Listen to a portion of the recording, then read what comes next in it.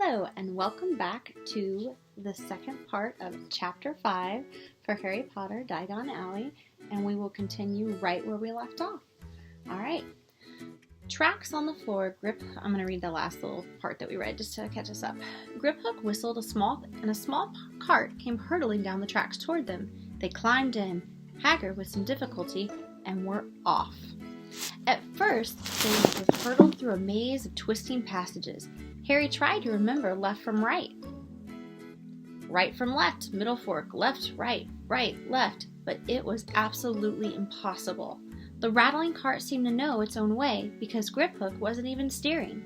Harry's eyes stung as the cold air rushed past them, but he kept them wide open. Once he thought he saw a burst of fire at the end of a passage and twisted around to see if it was a dragon. But too late. They plunged even deeper, passing an underground lake where huge stalactites and stalagmites grew from the ceiling and the floor. "I never know," Harry called to Hagrid. Over the noise of the cart. "What's the difference between a stalagmite and a stalactite?" "Stalagmite's got an M in it," said Hagrid. "Asked me questions just now. I think I'm going to be sick."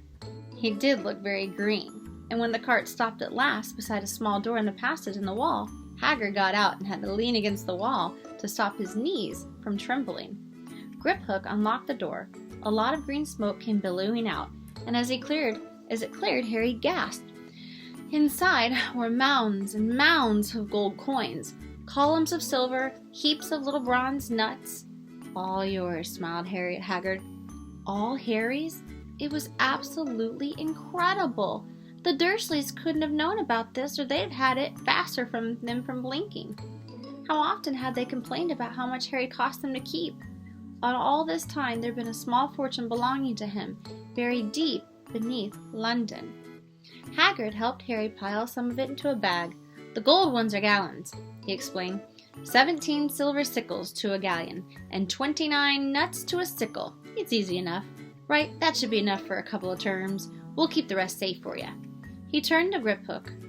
"Vault 713 now, please, and can we go a little more slowly?" "One speed only," said Griphook. They were going even deeper now and gathering speed. The air became colder and colder as they hurtled around tight corners.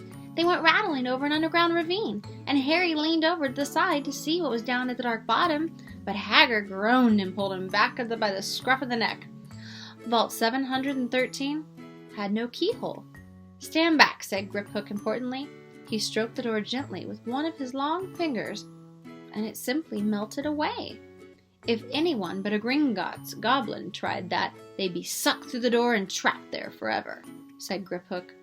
"How often do you check to see if anyone's inside?" Harry asked. "About once every 10 years, said Griphook with a rather nasty grin. Something really extraordinary had to be inside this top security vault. Harry was sure of it, and he leaned forward eagerly, expecting to see fabulous jewels at the very least. But at first, he thought it was empty. Then he noticed a grubby little package, wrapped up in brown paper, lying on the floor. Hagrid picked it up and tucked it deep inside his coat. Harry longed to know what was in it, but he knew better than to ask. "Come on, back to this infernal cart, and don't talk to me on the way back if it's best to keep your mouth shut," said Hagrid. One wild cart ride later, they stood blinking in the sunlight outside Gringotts. Harry didn't know where to run first, and now he had a bag full of money. He didn't have to know how many galleons there were to a pound to know that he was holding more money than he ever had his entire life. "Might as well get your uniform," said Hagrid, nodding toward Madame Malkin's robes for all occasions. "Listen, Harry, would you mind if I slipped off for a pick-me-up at the Leaky Cauldron? I hate them Gringotts carts." He did still look a little bit sick, so Harry entered Madame Malkin's shop alone, feeling a bit nervous. Madame Malkin was a squat, smiling witch dressed all in mauve. "Hogwarts, dear," she said when Harry got started to speak. "I got the lot here. Another young man being fitted just now, in fact." In the back of the shop, a boy with pale, pointed face was standing on a footstool, while a second witch pinned up his long black robe. Madame Malkin stood Harry next to the stool to him, slipped a long robe over his head, and began to pin it up to the right length. "Hello," said the boy. "Hogwarts too?" Yes, said Harry. My father's next door buying my books, and mother's up the street looking at wands, said the boy. He had a bored, drawling voice. Then I'm going to drag them off to look at racing brooms. I don't see why first years can't have their own. I think I'll bully father into getting me one, and I'll smuggle it in somehow. Harry was strongly reminded of Dudley. Have you got your own broom? The boy went on. No, said Harry. You play Quidditch at all? No, said Harry again, wondering what on earth Quidditch could be. I do. Father says it's a crime if I'm not picked to play for my house, and I must say I agree. Know what house you'll be in yet? No, said Harry, feeling more stupid by the minute. Well, no one really knows until they get there, do they? But I know I'll be in Slytherin. All my family have been. Imagine, in Hufflepuff. I think I'd leave, wouldn't you? Said Harry, wishing he could say something a bit more interesting. I say, look at that man, said the boy suddenly, nodding toward the front window. Hagrid was standing there, grinning at Harry and pointing at 2 large ice creams to show he couldn't come in. That's Hagrid, said Harry, pleased to know something the boy didn't. He works at Hogwarts. Oh, said the boy. I've heard of him. He's sort of a servant, isn't he? He's the gamekeeper, said Harry. He was liking the boy less and less every second. Yes, exactly. I heard he's some sort of savage. He lives in a hut on the school grounds, and every now and then he gets drunk and tries to do magic and ends up setting fire to his bed. I think he's brilliant, said Harry coldly. Do you? Said the boy with a slight sneer. Why, is he with you? Where are your parents? They're dead, said Harry shortly. He didn't feel much like going into the matter with the boy. Oh, sorry, said the other, not sounding sorry at all. But they were our kind, weren't they? They were a witch and a wizard, if that's what you mean. I really don't think that they should let the other sort in, do you? They're just not the same. They've never been brought up to know our ways. Some of them have never even heard of Hogwarts until they get the letter. Imagine. I think they should keep the old wizarding families. What's your surname, anyway? Before Harry could answer, Madame Malkin said, That's you, Dun, my dear. That's you, Dun, my dear. And Harry, not sorry for an excuse to stop talking to the boy, hopped down from the footstool. Well, I'll see you at Hogwarts, I suppose, said the drawling boy. Harry was rather quiet as he ate his ice cream. Hagrid had bought him chocolate and raspberry with chopped nuts. What's up? Said Hagrid. Nothing, Harry lied. They stopped to buy the parchment and quills. Harry cheered up a bit when he found a bottle of ink that changed color as you wrote. When they had left the shop, he said, Hagrid, what's Quidditch? Blimey, Harry, I keep forgetting how little you know, not knowing about Quidditch. Don't make me feel worse, said Harry. He told Hagrid about the pale boy and Madame Malkin's. And he said people from Muggle families shouldn't be allowed in? You're not from a Muggle family.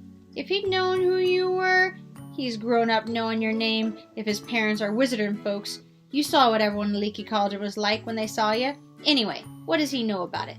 Some of the best ever I knew were only magic and then long line of muggles. Look at your mom. Look what she had for a sister. So what is Quidditch? It's our sport. It's a wizard sport. It's like soccer in the muggle world. Everyone follows Quidditch. Played up in the air on broomsticks, and there's 4 balls. Sorta hard to explain the rules.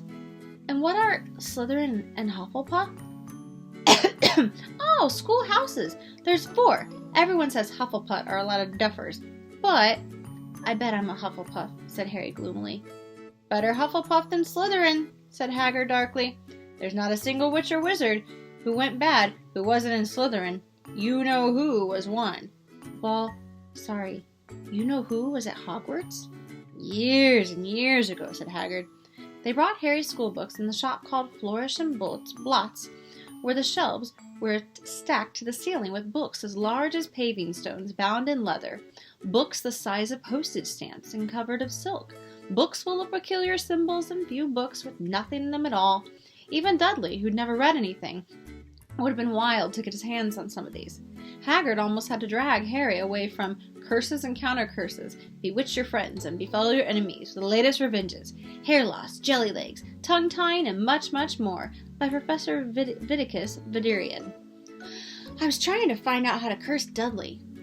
I'm not saying that's not a good idea, but you're not used to magic in the Muggle world. You're not supposed to use it unless it's very special circumstances, said Hagrid.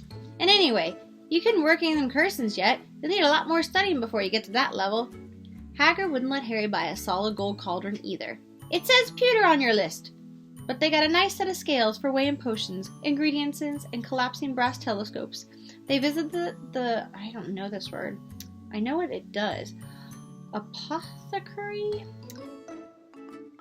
Which was fascinating enough to make up for its horrible smell. A mixture of bad eggs and rotted cabbage.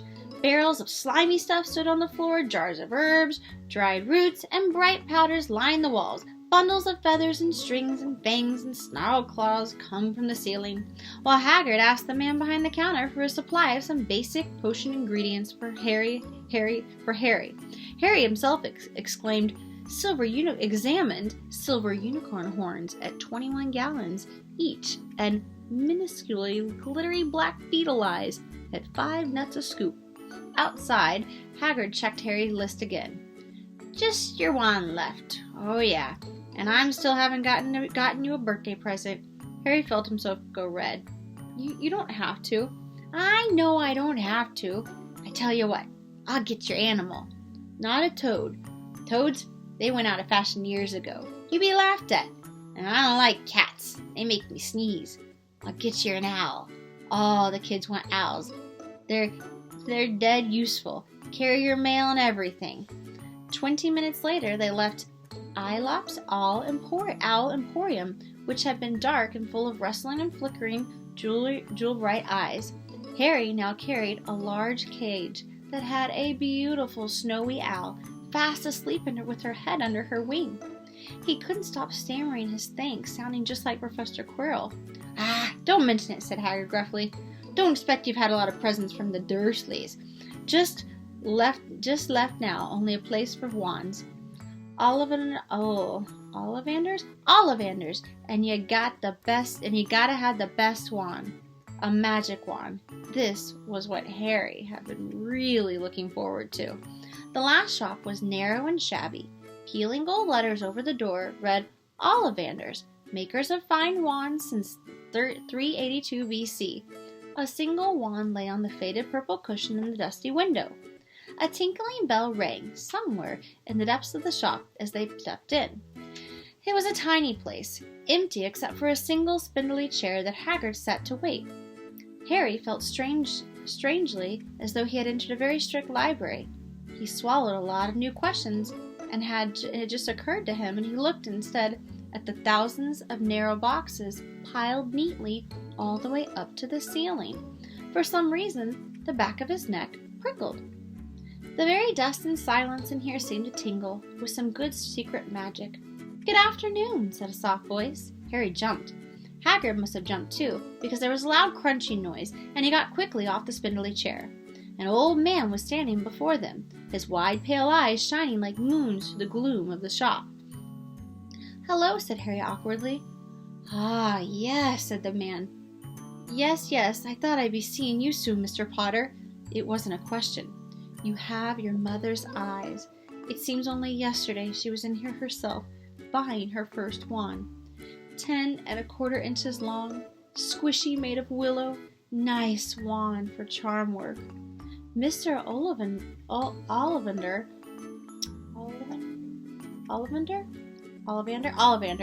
moved closer to Harry. Harry wished he would blink. Those silvery eyes were a bit creepy. Your father, on the other hand, favored a mahogany wand, 11 inches, pliable, a little more power, and excellent for transfiguration. Well, I say your father favored it. It's really the wand who chooses the wizard, of course. Mr. Ollivander, that's hard to say, Ollivander, had come so close that he and Harry were almost nose to nose. Harry could see himself reflected in those misty eyes, and that's where Mr. Ollivander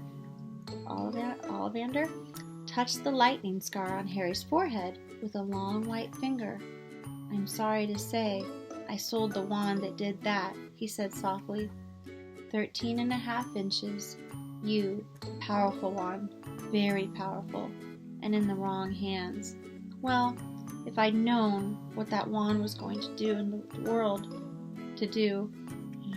He shook his head, and then, to Harry's relief, spotted Hagrid. Rubus, Rubus, Hagrid, how nice to see you again. Oh, 16 inches. Rather bendy, wasn't it? It was, sir. Yes, said Hagrid. Good wand, that one. But I suppose they snapped it in half when you got expelled, said Mr. Ollivander, suddenly stern. Yeah, they did, said Hagrid, shuffling his feet. I've still got the pieces, though, he added brightly. But you don't use them? Said Mr. Ollivander sharply. Oh, no, sir, said Hagrid quickly. Harry noticed he gripped his pink umbrella very tightly as he spoke. Said Mr. Ollivander, giving Hagrid a piercing look. Well, now, Mr. Potter, let me see. He pulled a long tape measure with silver markings out of his pocket. Which is your wand arm?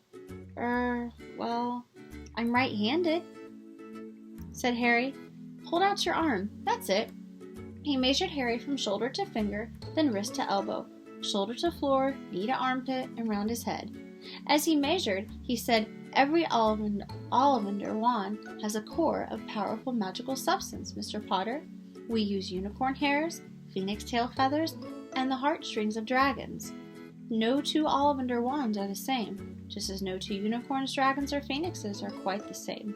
And of course, you will never get such good results with another wizard's wand. Harry suddenly realized that the tape measure, which was measuring between his nostrils, was doing it on his own. Mr. Ollivander was flitting around the shelves, taking down boxes. That'll do, he said, and the tape measure crumpled into a heap on the floor. Right then, Mr. Potter, try this one. Beechwood and dragon heartstring, 9 inches, nice and flexible. Just take it and give it a wave. Harry took the wand, feeling foolish, and waved it around a bit, but Mr. Ollivander snatched it out of his hand and almost at once. Maple and phoenix feather, 7 inches, quite whippy. Try. Harry tried, but he hardly raised the wand. When he took it too, he snatched it back by Mr. Ollivander.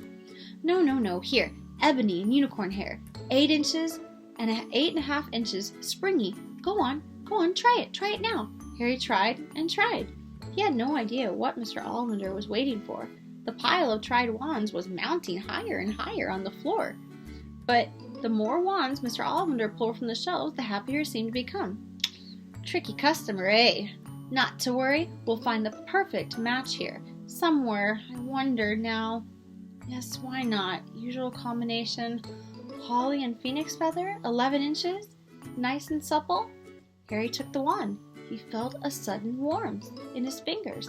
He raised the wand above his head and brought it swishing down to the dusty air, and a stream of red and gold sparks shot from the end like a firework, throwing dancing spots of lights onto the wall. Hagrid whooped and clapped, and Mr. Ollivander cried, "Oh, bravo! Yes, indeed! Oh, very, very good! Well! How curious! How very curious!" He put Harry's wand back into the box and wrapped it in brown paper, still muttering. Curious. Sorry, said Harry, but what's curious? Mr. Ollivander fixed Harry with his pale stare. I remember every wand I've ever sold, Mr. Potter. Every single wand.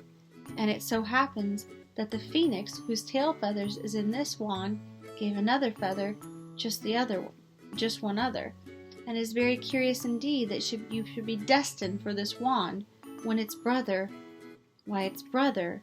gave you that scar. Harry swallowed. Yes, 13.5 inches. You, curious indeed how these things happen. The wand chooses the wizard, remember? I think we must expect great things from you, Mr. Potter. After all, he who must not be named did great things. Terrible, yes, but great. Harry shivered. He wasn't sure he liked Mr. Ollivander too much. He paid 7 gold galleons for his wand, and Mr. Ollivander bowed them from the shop. The late afternoon sun hung low over the sky as Harry and Hagrid made their way back to Diagon Alley. Back through the wall, back through the leaky cauldron, now empty. Harry didn't speak at all as they walked down the road. He didn't even notice how many people were gawking at them in the underground, laden as they were of their funny-shaped packages, with their snowy Alice asleep in its cage on Harry's lap.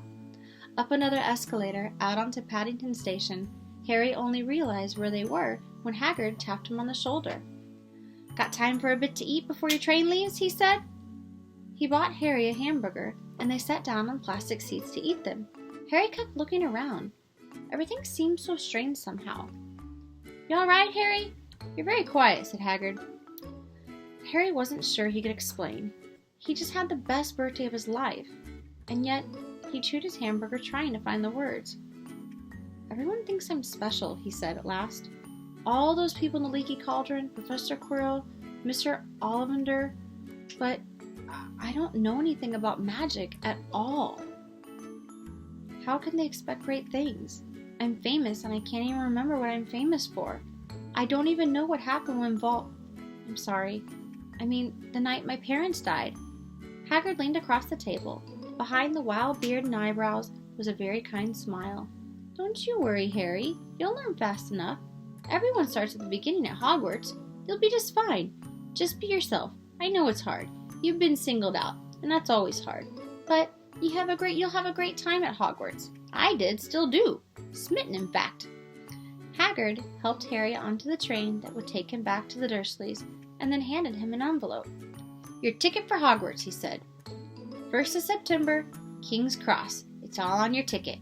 Any problems with the Dursleys, you send me a letter with your owl. She'll know where to find me. See you soon, Harry. The train pulled out of the station. Harry wanted to watch Hagrid until he was out of sight.